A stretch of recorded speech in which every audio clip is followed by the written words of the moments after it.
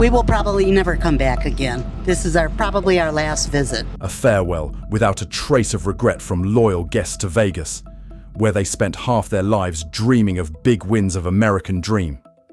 Las Vegas was once the entertainment capital of America, where workers, middle-class families, and retirees found simple pleasures. A few days off, a few card games, an inexpensive buffet. But now, they themselves feel excluded from the game they once helped create. While workers are forced to extend their shifts just to struggle to pay rent, and middle-class tourists are dismayed by mounting bills. At the top, CEOs are still pocketing billions of dollars from the effects of a city that is slowly losing its soul. Vegas is still bright, but that light is increasingly unfamiliar to those who once loved it. And when even the most loyal guests say goodbye, who does this city truly belong to? In today's video, we'll delve into the true cost of the Las Vegas tourism collapse. Who's losing out? Who's benefiting? And why those who keep the lights on every night are paying the highest price. Oh my God, there's nobody here. This entire casino's empty. 4 o'clock in the afternoon in the lobby of the MGM Grand Hotel. A space that should be bustling with the sounds of slot machines and the cheers of tourists was somehow eerily quiet. Many tables were empty, and even the high-limit area, usually reserved for high rollers, was deserted. It feels like an abandoned train station in the middle of the desert, where Vegas was once known as the city that never sleeps. This is perhaps an unacceptable sight for anyone who witnessed the glory days of Vegas, where casinos were always bustling, hotel rooms were cheap, and food was affordable. Now, what visitors leave behind here are no longer fond memories, but rather a sense of regret that this city is no longer accessible to the majority as it once was. The statistics show a clear change. In the first half of 2025, the number of visitors to Las Vegas decreased by approximately 7.3% compared to the same period in 2024. In July 2025 alone, the number decreased by nearly 12%, remaining at approximately 3.1 million visitors. This is the deepest decline since the 1970s, even worse than the 2009 financial crisis. Vegas hasn't collapsed yet, but the declining rate of visitors reflects a slow down in mass tourism demand. No one seeks the American dream here anymore. There are many reasons for this situation. The ever-increasing cost of travel makes a Vegas vacation a burden. Additionally, international visitors have stagnated, particularly in key markets like Canada and Asia. Additionally, on-site entertainment and online betting are becoming increasingly popular, making many people no longer feel the need to fly to Vegas as they did before. These changes are reflected in how Vegas operates. Room revenue and RevPAR are starting to cool down, and airport passenger volume and self-drive traffic into the city are also inconsistent. This is a sign that consumer confidence among the middle class and retirees, who once saw Vegas as a small reward after a year of work, is wavering. Vegas is still lit up, but its atmosphere has changed. The enthusiasm of the past has given way to caution and calculation. Is this silence a harbinger of a consumer winter across the United States? And when the slot machines stop spinning, who will foot the bill and the dream of a big win for this city? One of the most frustrating experiences for many travelers today is the feeling of being scammed right from the initial booking stage. A room listed for $39 night can increase to over $300 after adding resort fees and other surcharges. A typical breakfast can easily reach $50, while 2 sodas can also exceed 13 tons. A visitor at Park MGM shared that even though the listed room rates were cheap, the resort fee alone was about $47.62 per night, not including taxes and additional surcharges. In fact, the average resort fee in Vegas in 2025 has reached $40 night, an increase of about 11% compared to the previous year. Not just one hotel, but many major chains on the Strip are simultaneously increasing prices, creating a feeling of no turning back for customers. This pricing method is called drip pricing, hiding some fees until the last minute. It directly targets the quick price comparison habit of tourists, especially older people accustomed to clear price listings. When they realize the truth, they often feel helpless because there are no truly cheap options left. A tourist recounted their surprise. There was no refrigerator in the room, and they had to pay extra to use one. Many people, instead of paying, chose to dump ice into the trash to make a temporary refrigerator. That image became a symbol of a sensual type of consumption, paying to be overcharged or finding ways to cope with inconvenience. That's exactly the feeling of being completely exploited that many people will experience when they visit Vegas in 2025. This frustration doesn't stop at personal experience. It has become a social issue, forcing federal agencies to intervene. From May 2025, new FTC regulations will require hotels and short-term rental services to display the total all-inclusive price, including resort fees and mandatory charges. This is seen as an effort to end the junk fees that have existed in the travel industry for many years. The impact of resort fees goes beyond the number on the bill. It changes travel behavior. Many people are choosing to shorten their vacations, others are opting for more affordable destinations like Laughlin or smaller cities, and some are even deciding to stay home. When the first feeling of a trip is being cheated, going back to Vegas becomes something few people want to think about. To solve this, more legal intervention may be needed. Some experts suggest that there should be a true price comparison table on booking platforms, or that clear fee warnings should be provided right before guests confirm payment. Additionally, should a show about a city that lives on joy really start with a feeling of being deceived? And is price transparency alone enough to bring back visitors who once loved Vegas? In the next part, we'll take a closer look. If even the rooms have become expensive, what does that say about the changing face of Vegas?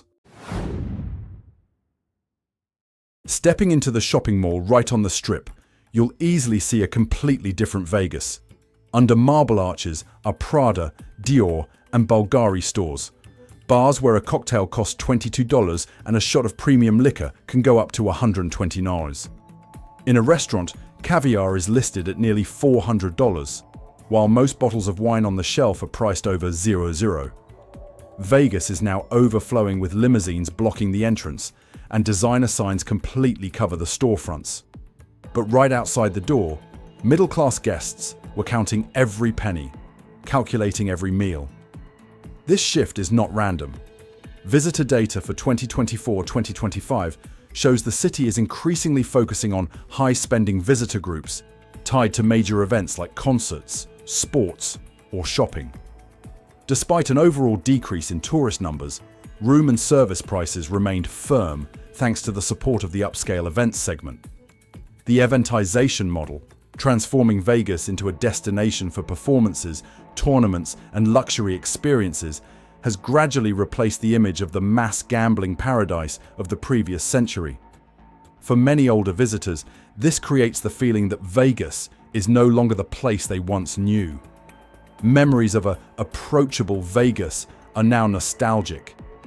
A 63-year-old former blackjack dealer recounted the time he sat at a $3 table playing while being offered a free buffet.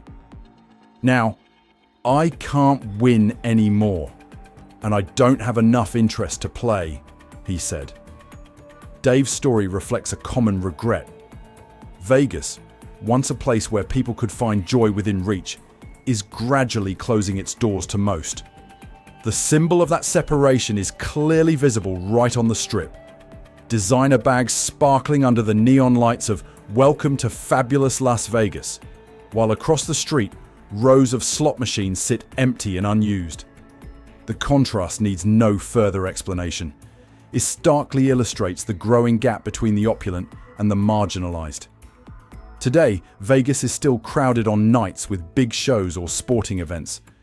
But in the daily rhythm, not a few middle-class tourists have chosen to leave the city, because this playground has changed the entrance fee. When Vegas chooses to cater to the upper class, who is the first to be pushed out? If you've witnessed similar gentrification in your city, please leave a comment sharing your experience. In the next section, we will delve deeper into the group most directly affected: workers, and ordinary tourists. Who keeps the light on every night? This seemingly simple question is actually the key to understanding the truth behind Vegas. The answer doesn't lie with the CEOs sitting on the top floors of glass towers, but with the night shift receptionists, the housekeeping staff, the taxi drivers, or the casino waiters. They are the people who give the city its daily rhythm. But the irony is, as Vegas changed its model to chase quick profits, this group was precisely the one left behind. The data also demonstrates this reality. Nevada's leisure and hospitality industry currently has approximately 361,800 jobs, according to CES.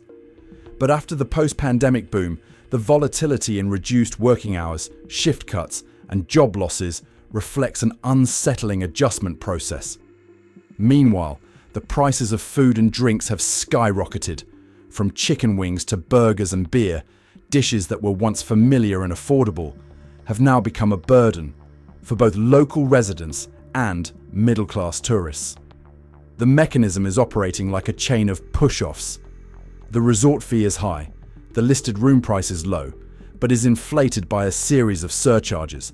The cost of food and drinks is unreasonably increased, and transportation costs like Uber reach $30 per trip. These factors combine, making Vegas a place that is no longer friendly to the majority. Local workers, instead of benefiting from tourism, are being pushed into a spiral of rising living costs. The average tourist, who once fueled Vegas's vitality, is also no longer eager to return. Of course, there have been moves from the federal government. From May 2025, the FTC will require hotels to display the total all-inclusive price to end the practice of hidden fees. This is the right step, but it only addresses the surface. Price transparency cannot change a fundamental truth. Many middle-class people, many retirees, simply can no longer afford to maintain a vacation in Vegas. How can a city win big when the service providers lose on their home turf? And when even retirees give up, who will fill the empty rooms? Las Vegas today can be seen most clearly through a haunting image. On the left, the gleaming glass of luxury boutiques displaying Prada bags and million-dollar watches. On the right below the luxury car billboards, rows of patched-up tents crowded together in the desert, wind, and dust. In the same city, but two opposing realities, like two sides of a coin that never meet. On the Strip, the city's image is always polished. Clean, stone-paved walkways, brightly lit neon signs, and a lively atmosphere are maintained to serve as a postcard promoting the city worldwide. But just a few blocks away, a different Vegas emerges. Abandoned buildings, signs long extinguished, and people with nowhere else to go, setting up makeshift tents to survive. One Vegas for tourists to take pictures, and another Vegas for those who are forced to stay. This reality becomes even clearer when looking at tourism data. Canada was once Vegas's largest international market, with approximately 1.4 million visitors in 2024. But just a year later, the city had to launch a campaign to bring Canadian tourists back. At the same time, visitor records indicate a shift in behavior. International visitors have decreased significantly, while domestic visitors prioritize music, sports, and shopping events over gambling or leisure. The gap between the middle class and high-spending guests is therefore widening, creating a Vegas that is divided, both in image and experience. On the edge, the town of Laughlin becomes another icon. After the pandemic, many hotels here have never reopened, and their signs are dark like unhealed scars. This scene serves as a reminder that the dazzling lights of the Strip cannot hide the darkness spreading around it. A city cannot survive solely by keeping its facade clean while the back deteriorates. When a city has to hide its poverty to sell luxury, is it still worthy of being called the entertainment capital for the majority? And are we truly attending a party, or are we just looking at a hastily erected curtain? Vegas is still bright, but behind that layer of light is a truth that makes many older people no longer recognize the city they once loved. Imagine a rippling graphic. From the vibrant strip, circles spread out, touching every layer of life. From service workers, homeowners, and small business owners to the county budget. Every tremor in Vegas doesn't stay within the casino. It spreads, setting off a domino effect that many don't immediately see. The first link to be affected is the workers. When business is down, working hours are cut, and tips, which are essential for survival, become scarce. A housekeeper returning from a 10-hour shift with a heavy rent bill is forced to consider moving far from the city center or leaving the state of Nevada altogether. Uber drivers, waiters, and receptionists are all in a similar situation. Precarious work, while the cost of living soars. This instability isn't just a personal matter. It's shaking the very foundation of a community that relies on tourism. Next to the small business owners around the Strip, from family restaurants and souvenir shops to small entertainment services, everything depends on a steady stream of customers. When tourists are scarce, their revenue plummets, leading to a vicious cycle: staff cuts, reduced supply, and ultimately, closure. The domino effect has taken another step forward. On higher floors, hotel owners are trying to maintain ADR, average daily rate, by focusing on events and high-spending customer segments. In the short term, this strategy helps them report positive numbers, but in the long run, occupancy and RevPAR don't escape the downward cycle when the mass market no longer sustains.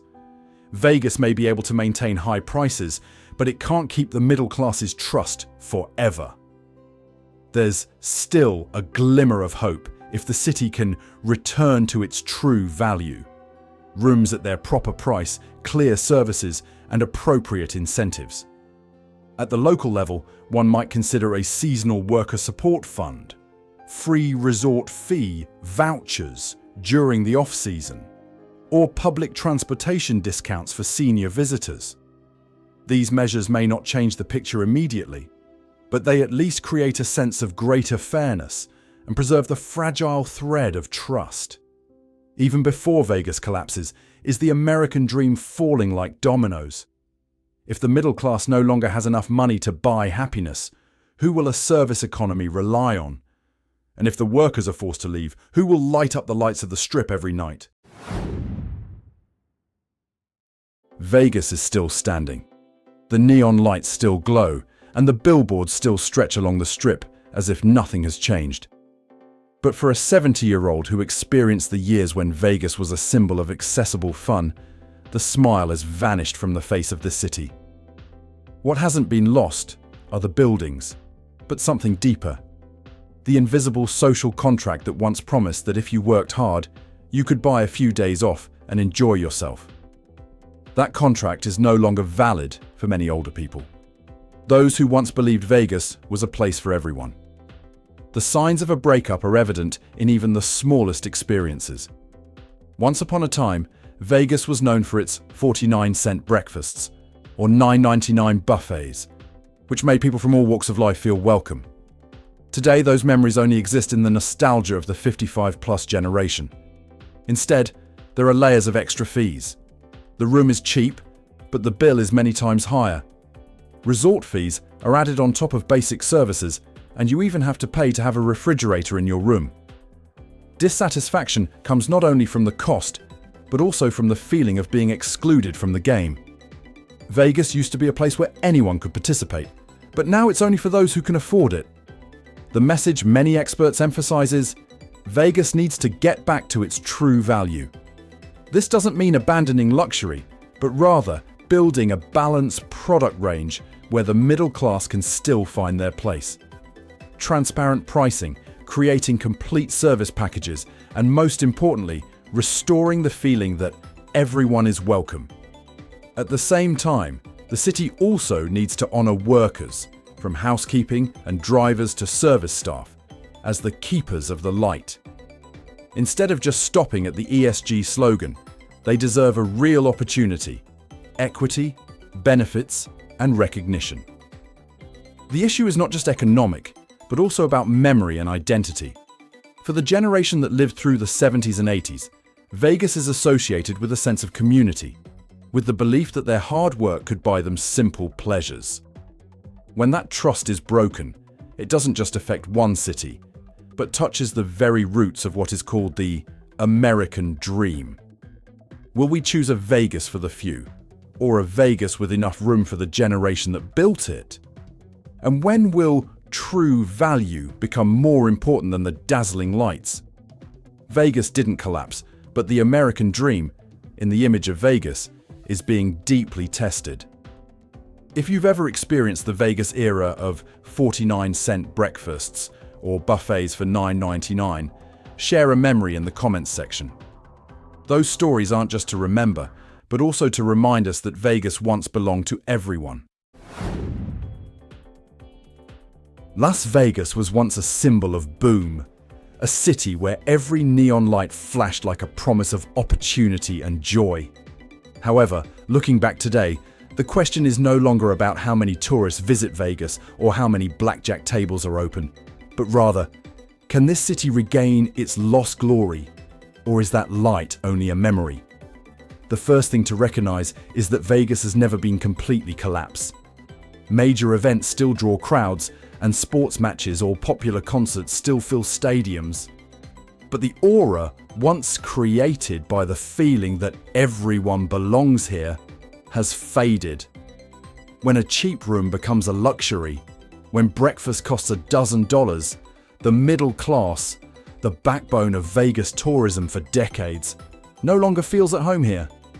To regain its glory, Vegas must start by mending its fractured relationship with the very customer base that once sustained it. Recent data shows a significant decrease in international visitors, particularly from Canada, Asia, and Europe.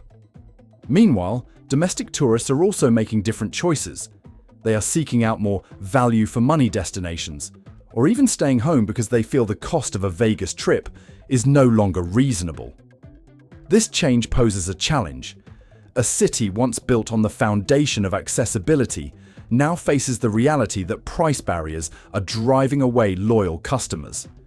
If Vegas wants to regain its luster, price transparency and restoring fair value are mandatory, not just options. Additionally, the city needs to diversify its approach. If in the 1970s and 1980s Vegas lived off casinos, today Vegas must become a place of balance, offering both major events and space for middle-class guests, as well as products that are truly worker-friendly. This could come from clear, all-inclusive travel packages, off-season vouchers, or special policies for senior and retired groups. This isn't just a business strategy. It's a way for Vegas to prove that its light still shines on everyone, not just a small group. Most importantly, Vegas needs to remember who kept the lights on. It wasn't the CEOs sitting at the top, but hundreds of thousands of service workers, night shift receptionists, housekeepers, drivers, waiters. When they themselves are abandoned, when their wages aren't enough to live on, the bright lights of Vegas, the dazzling, still feel empty. A city truly regains its glory only when its light is reflected through the sustainable lives of its own people. So, what could the answer be? Vegas can absolutely regain its former glory, but not by adding more neon signs or building more casinos. True light only returns when the city dares to return to its true values: transparency, fairness, and knowing how to share benefits. At that time, Vegas was not just a place to spend money, but returned to being a meeting place for joy, memories, and belonging. Will Vegas choose to continue chasing the light for the few, or will it be brave enough to return to being a city for everyone like it once was? Because if the halo only shines on a small group, that light will soon fade. Vegas is still bright, but that light has changed color. It's no longer the sweet promise of $9.99 buffet dates or affordable vacations for every middle-class family. Instead, many people feel like they are just spectators outside a stage they once belonged to. The question isn't just for Las Vegas, but for the entire United States. Can a city maintain its allure if the very people who illuminate it are gradually leaving? And if the American dream once embodied by Vegas has faded, what will we pass on to future generations? If you also have memories of a different Vegas, a warmer, more intimate one, please share them in the comments so we can reminisce together. And if you find this story thought-provoking, don't forget to like, share, and subscribe to join us in the next episodes. The Vegas lights may still be on, but you'll help keep this conversation shining. The content in this video is created for the purpose of exploration, analysis, and providing a reference perspective, not to draw absolute conclusions or accuse any individuals or organizations. All data and citations are taken from public sources and are subject to change over time and context. We encourage audiences to receive information with an open, critical spirit and to seek further understanding from various sources. This is not financial, legal, or policy advice. All opinions expressed in the video are for reference only, to guide discussion and to stimulate reflection. The final decision on whether to trust, share, or act based on the information in the video rests with each individual.